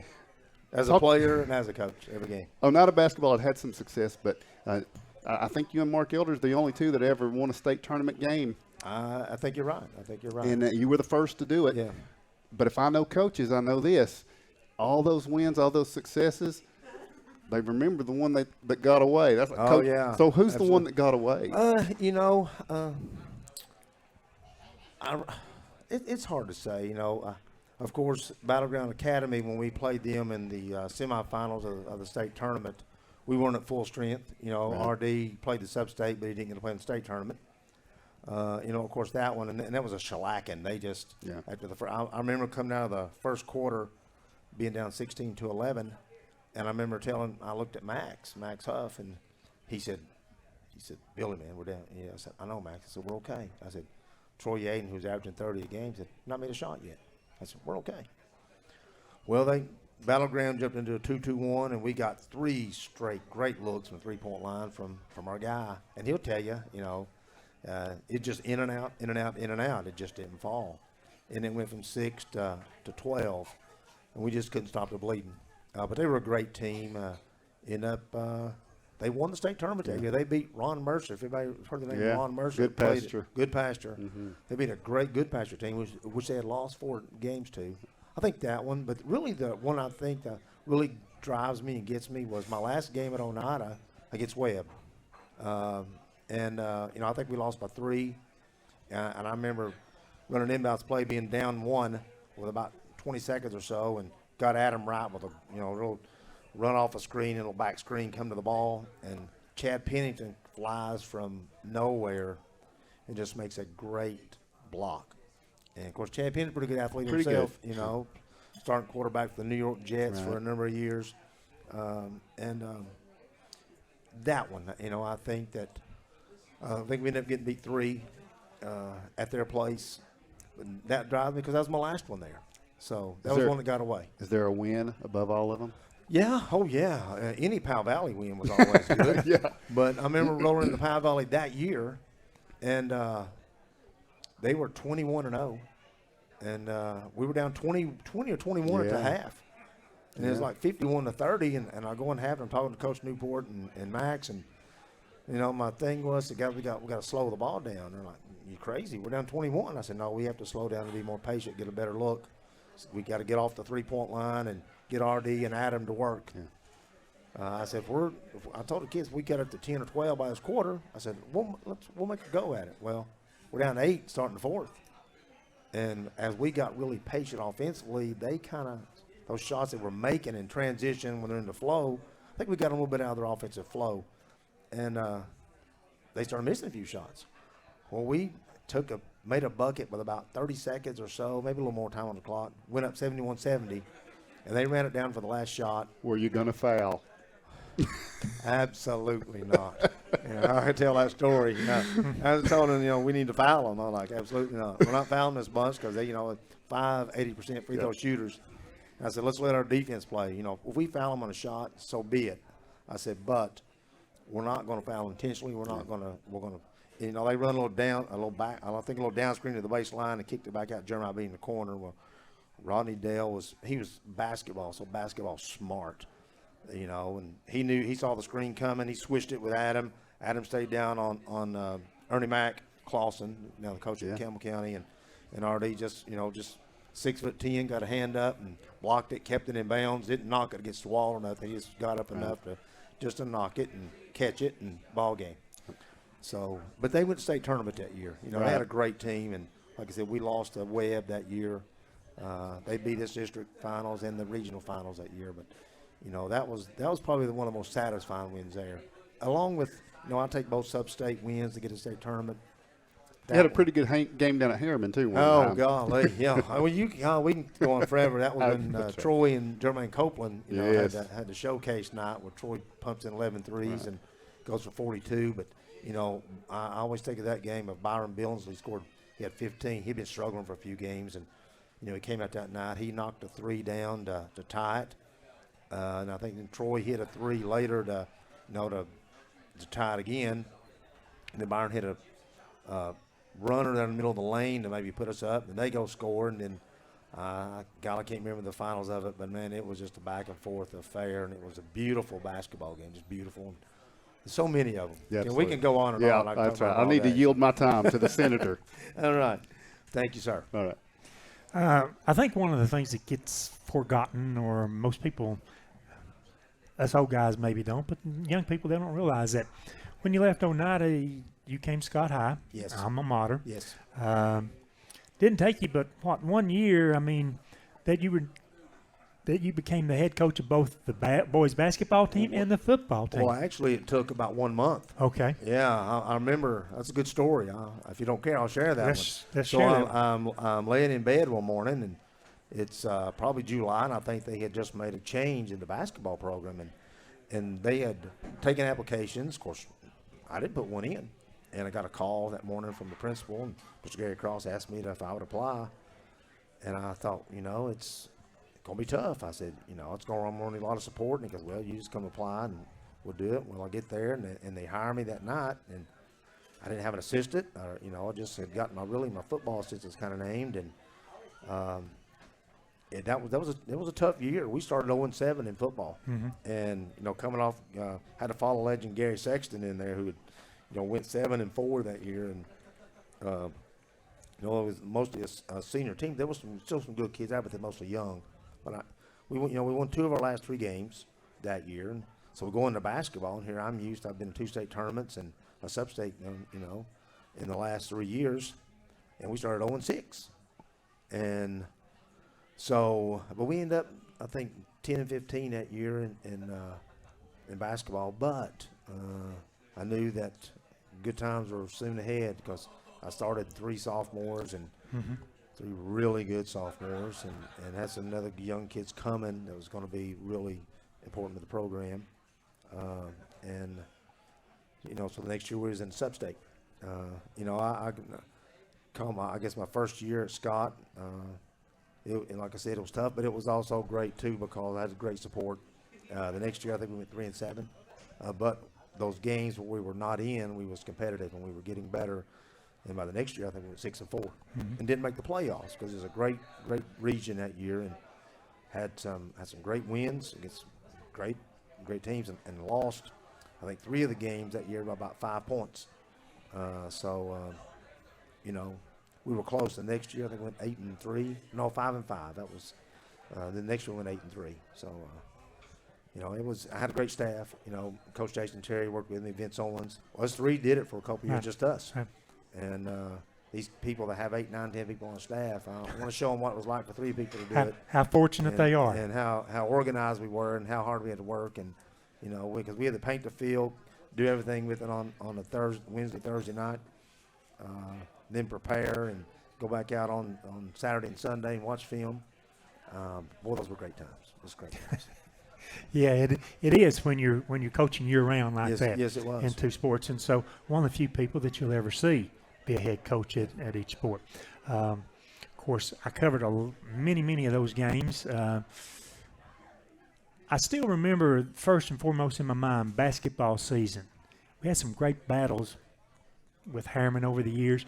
And this time we were battling Oliver Springs. Yeah, oh yeah. They became the opponent that we must get through both in district tournaments and to keep playing basketball. Yeah. Well, they had a group that year for about 3 years as starters. Had a great point guard, Travis Williams. Had Justin Price, John Green, I think was on that team. Who's a coach? Was the coach at Kingston Girls. I don't know if he's still there or not. And they had several other kids. They ran 9-10 kids at you and pressed you the entire time. And Stan Ballard did a great job. Indeed he did. Stan, a great man, passed away a few years back. But, man, it was just great. It was wars, and it was fun. Those were pleasurable. The most memorable one I remember was the game that got called early because of the fight. Yeah, not between the 2 teams. I must say, it was never players against players. It was us against the student section. Yeah. But they called the game maybe 6-8 minutes to go in the game. 6 minutes to go in the game. They're about 94. They're wearing us out 94-60, something like that. And then come to our place later, and they beat us 3. It was up 9. I call that night was. We ran a little. I think Scott Brumman had 2 fouls, and we ran our transition. He gets to the rim and get a great entry to him, and he goes up and gets the layup, and there's a collision there, and I'm thinking, and one. Well, no, it was charge, and that was his 3rd, and that went from being 9, possibly 10, to be 7 at the half, and I saved him a couple of minutes to start the 3rd, but we never got back into the rhythm we had. But they're a good basketball team. They beat us, I think, 3 that night. We beat them 3 in the district tournament. And we were down 7 with about 4 minutes to go. And I'll tell a story. It's kind of a funny story. I got a technical there with us being down 7, about 5 minutes to go in the game. And I'm sure everybody's thinking, "You dummy, what are you doing?" They got the referee comes over and gives a foul, which probably should have been on Sean Hudson. And he didn't. The group from Athens, I should say, was the officiating crew. Right. So he's just looking on the floor. He finds a number, and he finds Jeremy Hamby. He says, "I got a foul on 2-1. No, call on Ryan Keating. I foul on 1-2. That'd been Ryan's 4th. I'm like, no, it's the wrong number. Wrong number. He said, "What number are we talking about?" I said, 1-2 is the wrong number. He just looks around and says, okay, foul on 2-1 then. I lost it. So it was Jeremy's fourth. Yeah. And I got a technical, and I about choked myself. I was trying to get my tie off.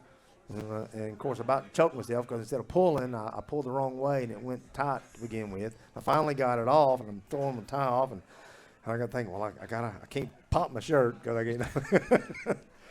So, anyway, we just caught fire. They responded. And we ended up going up 3, and I remember we hadn't played much zone. You know, if I played zone, I played the gut, the 3-2. And we might have played a 2-3 once all year, and maybe a 1-3-1 a time or two. So we called timeout, and I come over there, and I put us in a 1-3-1. And Keith's like, what are you doing? I said, trust me. They ain't seen it. Right. We just put our kids with a line up, tell them what area to guard. I said, and it's going to force them, if they get a good look, if we stay wide, it's going to force them to get a look from the corner. I said, Ryan will get there, and we'll put Hamby on the wing. I said, you know, and then they kick down the Stewart kid in the corner, and he's in the deep corner. And we got 2 guys running at him, and the ball harmlessly goes off, and we win. So luck, I guess. I don't want to call it a great coaching move, but it was luck. But, you know, I get intuitions, I get feelings, and I stay with them. When my gut tells me something, I stay with it. And that was a good basketball team. Oh, it's a great basketball team. It's a great basketball team. We just had to go down to Athens 2 years in a row. 2 years in a row. Yeah. And that second year, it was all working. It was all going just fine. And then suddenly we couldn't score. Yeah, I got beat. There's a good Harriman team, which we'd beaten by 41-30. But they had some kids injured throughout the year, and they got full strength about district tournament time. And kind of a little triangle and 2 on Jeremy. They were going to let us decide. It's going to take one cog off the wheel. And they did for the most of the night. And we still had a chance, had a great look there late, and it just ball went in and out. And, you know, that's the one that got away. If I think of Scott High, that's the one that haunts me, is that one. That haunts me. And you would, I think, because I know how much you like it, you would still be a head coach, but you decided to move into administration. Well, I did, you know, and, you know, really I've not really given this coaching a second thought. I've enjoyed my time in administration. I've enjoyed what I've done. You know, I tell this wherever anybody asks me, you know, I'm starting my 12th year as director of schools, and I was 4 years as principal. And of all the years of coaching, of everything I've done from education, my best 4 years of education was being a principal. That was the most enjoyable time as an educator, the most enjoyable time as a leader, and the most enjoyable time as being at Scott High School was being the principal. Now, I would never want to do it again. We've talked about that. And the game has changed, not just for a principal, but every role in the school. Yeah. So, you know, but being my time there was just been amazing. So, excellent career as a player, coach, administrator, and director of schools, and also a friend for all of Yes, us sir. right here, and we Yes, really sir. appreciate that. well, thank you. You know, you talk about a player. You know, I was fortunate enough to where I could pick stuff up and do it. You know, whether it be basketball, football, baseball was the primary 3. Of everything I played, really honestly, I was probably known more as a football, basketball type player, but my favorite sport was baseball. Mm-hmm. Oh, I knew that. And I loved it, and I played a lot of competitive slow pitch softball throughout the years. Myself and Coach Tony Lambert traveled all through the Southeast, playing with some teams at Oak Ridge, Knoxville, Johnson City. We had the pleasure to get to meet a lot of people out there. A lot of the coaches that played also too. I like to have the money back I spent. Oh yeah. On going, but you know, that was enjoyable, and you know, and then I think the most enjoyable thing too was one year I got to coach girls softball. I coached it. You know, both of my girls played, and both of them were fortunate to get to play in college. You know, they weren't impact players in college, but they got to play and got to help pay for their education. But I got to coach my youngest daughter Mariah's senior year, and we were very competitive. I had a great group of kids that listened and learned, and that's probably just from a favorite year of coaching. That was it because of, like I said, getting to do that. I never got to coach my son. I just want to enjoy watching him play. You know, and traveling has been tremendous, going to watch him play and do those things. So I help a little bit now. Like you said, I'm the scout team offensive coach, and I can hold up a cue card about as good as anybody. There you go. Tell somebody, if you ain't going to hit nobody, get out of my huddle. So that's my words for the day. And your Friday night job is you're on top of the press box someplace in communication with the other coaches. Communication with the coaches. And I'm sure they appreciate that. It's been a pleasure just being asked, to help, and I get to be around the game a little more. And I tell you, this group they have right now is, the other night, probably for about 17 minutes, was excited I've seen in a few years. And when the wagon went off the wheel, it went off, and I don't think anybody's found the wheel yet. It's still rolling. It's still rolling somewhere. But credit to Cofield, because they found the Achilles and attacked it. But these kids, they got a look. They have a look in their eye, and they come today and they're coachable, and they listen and they want to learn and they want to get better. They're having a good time at it. And they're enjoying the game. So it's been a pleasure just to be a part of that. It sure has. All right, Bill Hall, Yes, our sir. first Black Cat legend of the game. Thank you. Thank you for joining you. us. And so, guys, we're going to make a change here in week 1. No more Black Cat legend of the game. It's going to be the Black Cat Bill Hall segment. We're There we just go. going to bring him back week after week and let him tell stories. I got plenty. I know Yeah. you've got a lot more. Yeah. Been around for a long time, so you got a lot of stories to tell. Oh, yeah. But Yeah. seriously, thank you for joining Thank you. us. Shout out to first number one, my family, for always supporting, always being there throughout the years. 28 years with Sue and the kids, and they were always there in the corner every game. And also, I promised my best friend Kurt Akers I'd give him a shout out tonight, listening up in Johnson City tonight. So, shout out to Mr. Kurt Akers. All right, good deal. Bill Hall, thank you for Sir, thank joining you, us. guys. Thank you to also Coach Jason Terry for joining us, to Coach Eric Henry, Coach Phil Newport for joining us today, Weston Hurst, Brady Strunk. I don't know if I'm forgetting anybody. Alexia Jones, Oneida Soccer, joining us as well tonight. It's been fun, guys, and we'll do it again next week. Before we leave, we do have an answer to the trivia question. Great. We had some guesses that were incorrect, including yours, Mr. Bill Hall. I was a year off, I think. You were a year off, and you were a little bit off on the score. Okay. Leisha Martin is our winner tonight. And, guys, I got to be honest, I did not think anybody would get it, but she got it. The year was 1970. That was the last year that Huntsville and Oneida played, because Huntsville closed that year and Scott High opened the following year. 1970, and Oneida won that game by a final score of 36-0. So Alicia Martin has correctly guessed. She will get the El Rey gift card. Alicia and Craig, if you're Scott High fans, yes, Oneida's got a couple of these as well. The Markhams, help me out. I'm not sure. Devlin's mom and dad at every single Oneida game. Yes. Oh, yeah, John and Gerald. John and Gerald. There Yep. you go. Thank you. Never miss a game. You better get that right. Even if it's summer that's camp, family. summer camp, whatever, they're always there. And then on the Scott High side, Craig and Alicia, the same thing. They are everywhere, take thousands and thousands of pictures of the athletes from Scott High, and are always faithful to show up. So congratulations to Alicia Martin, tonight's trivia winner. Thank you to everybody who has joined us. Thank you to everybody who stopped by. I see a table of Scott High players still back here. Hugo Henry, Bull Creek, TJ Fitzgerald. Sorry, guys, I can't name all of you. Thank you to everybody who's been a part tonight. We'll do it again next Monday night, live from El Rey from 6 to 8. So thank you to Tim Smith. Thank you to Rick Keaton. Thank you especially to Greg Bond, who is behind the scenes but making all of this happen. And we really appreciate all of you as well for tuning in. I'm Ben Garrett, and that's a wrap for us tonight. Thank you for watching, and see you next Monday night.